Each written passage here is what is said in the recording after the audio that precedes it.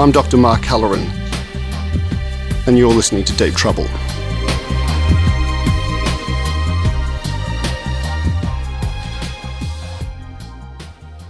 The Dja Dja Wurrung people have got a Dreamtime story about Mount Franklin and Mount Tarrengower having a bit of a feud. The younger Mount Franklin feuding with the old Mount Tarrengower. We know Mount Tarrengower actually erupted up out of the ground, but it just stayed there. It didn't do anything else. It didn't erupt in a volcano type event, but Mount Franklin did. They thought it was Mount Franklin was throwing fire and molten rocks at Tarrengower.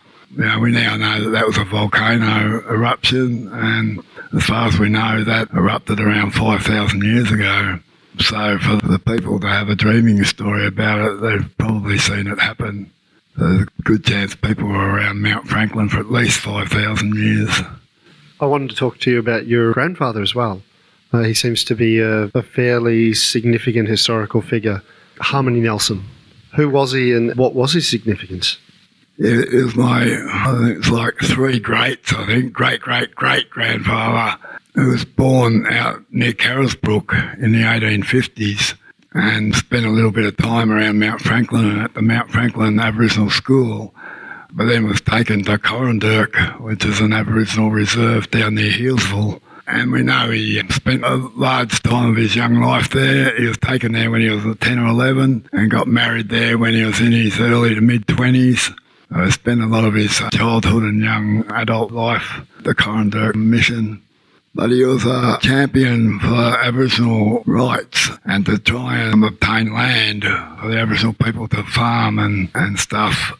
His signature has been found on 3 or 4 petitions to the government requesting land. A couple of those were petitions from Corandurk, led by William Barrack, one of their elders from the Wurrung or Wurundjeri people. Also, we found one petition he sent to the Warrnambool newspaper in the late 1800s, also requesting land to farm.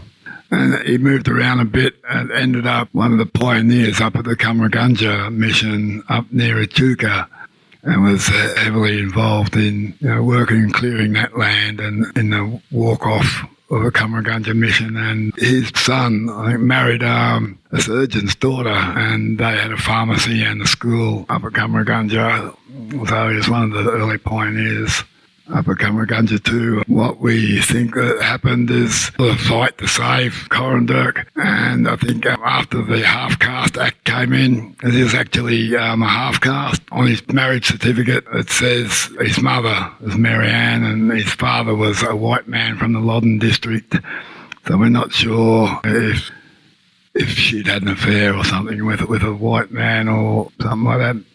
Yeah. So after the Half-Caste Act came in, half-castes were banished from the reserves, and that's when a lot of the half-castes from Corandurk moved up to the Murray, up to the Yorta Yorta people and the Bangarang people, which they considered their friends, and ended up one of the pioneers of the Cummeragunja. So he's a champion for land rights for the Aboriginal people in the mid to late 1800s. And I know that your father, Brian Nelson, who's an elder, has been and still is a significant figure in the community. What are your memories of him growing up, and what is his significance, particularly in relation to Jerry Gill? One of the best memories of my father, and he's still alive, it's not a memory of him as it passed or anything, but he's bedridden these days. He had really strong work ethics. My father didn't go very long without working. He worked on various jobs, and he ended up working for Parks Victoria.